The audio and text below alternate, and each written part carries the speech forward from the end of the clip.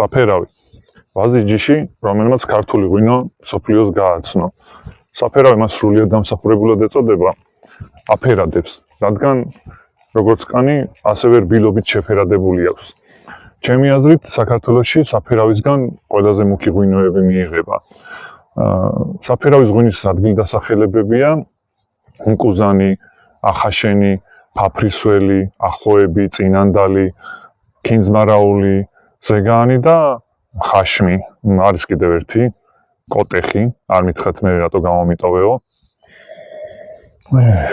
რაც შეეხება არომატებს, ღვინოში მკაფიოდ იგრძნობა შავი მოცხარი, შავი ქლიავი, შავი პილპილი, შავი ალუბალი და ძირითადად შავი არომატებია, ალბათ თვითონ საფერავიდან გამომდინარე.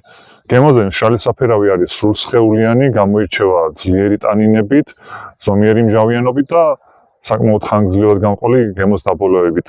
შეგიძლიათ მიირთვათ და ისიამოვნოთ საქონლის ხორცის სტეიკთან ერთად, საქონლის ხორცის ჩაშუშულთან, ნამდვილ გუდის ყველთან ერთად და რაც თავარია, არასოდეს მოერიდოთ ექსპერიმენტებს თქვენი გემოვნების მიხედვით.